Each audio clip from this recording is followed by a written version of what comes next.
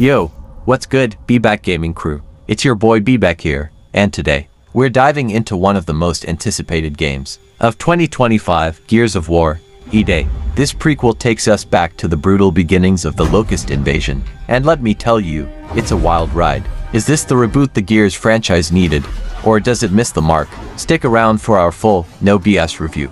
No spoilers beyond the basic setup, and this is not sponsored, 100% my honest thoughts. Hit that like button if you're hyped for Gears. Subscribe if you're new, and let's get into it. Alright, let's start with the story. Gears of War, E-Day is set 14 years before the original game. On the day the Locust Horde bursts out of the ground and starts wrecking humanity, you play as a younger Marcus Phoenix, alongside his best bud Dom Santiago, as they fight to survive the chaos of Emergence Day. This is the origin story of one of gaming's most iconic duos, and the Coalition is leaning hard into the horror roots of the series. Think less bro shooter and more Resident Evil meets Saving Private Ryan. The narrative focuses on Marcus and Dom's bond, with some gut-punching moments tied to Dom's family and Marcus's struggles as a soldier. The writing is tight, and the pacing keeps you hooked, but I will say the story leans heavily on nostalgia. If you're new to Gears, you might not feel the same emotional weight as longtime fans. Still, the world building is top-notch. Sierra feels alive, from the crumbling cities to the terrified civilians. My only gripe, some side characters feel underdeveloped, like they're just there to set up future games. Now, let's talk gameplay, because this is where EA shines. If you've played Gears before, you know the deal.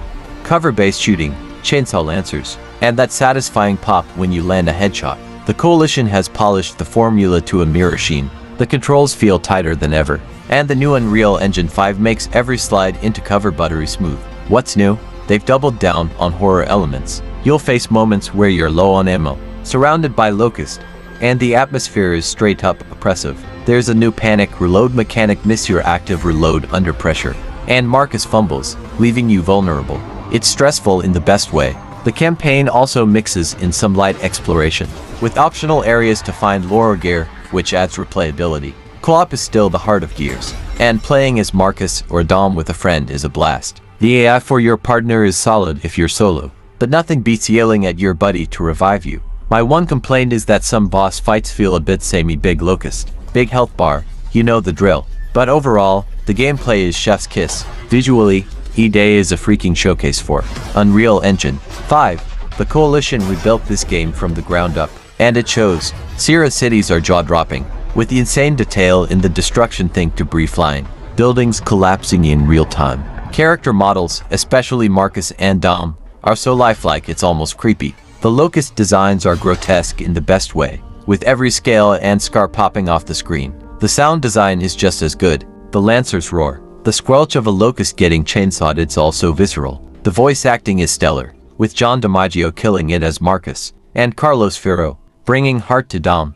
The soundtrack leans into that haunting Mad World vibe from the trailer, with a mix of orchestral and industrial tracks that set the mood perfectly. My only nitpick, some ambient sounds, like crowd noises, can feel repetitive in longer missions. Multiplayer is a huge part of Gears, and E-Day delivers. Mostly, the Versus mode is classic Gears, fast-paced, brutal, and perfect for sweating it out with friends. New maps inspired by Emergence Day are gorgeous and chaotic, with dynamic elements like collapsing floors. The wall bouncing meta is still here, so expect some tryhards with Nashers. Horde mode makes a return, and it's beefier than ever. You can now customize defenses and choose class roles, which adds strategy. My favorite is the new Surge Waves, where you face mini bosses under time pressure. However, the multiplayer launch isn't perfect. There's a lack of map variety at launch, and I ran into a couple of matchmaking glitches. The Coalition's already patching things, but it's worth noting. Still, the core is rock solid,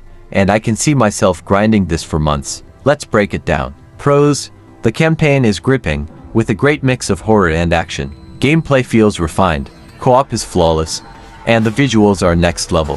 Multiplayer is addictive, especially Horde mode.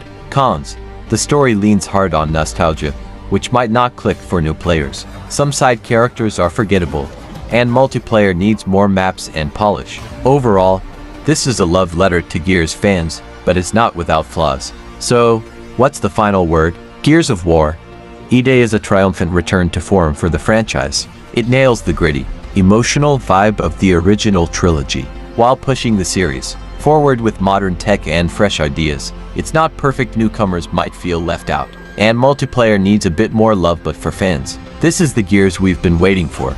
I'm giving it an 8.5 out of 10. If you're an Xbox or PC gamer, this is a must-play. What do you think? Are you hyped for E-Day, or did it miss the mark for you? Drop your thoughts in the comments, and let's get the discussion going. If you enjoyed this review, smash that like button, subscribe to BeBackGaming, and hit the bell for more gaming content. Check out the timestamps in the description to jump to your favorite part. Until next time, keep gaming, and I'll see you back here soon.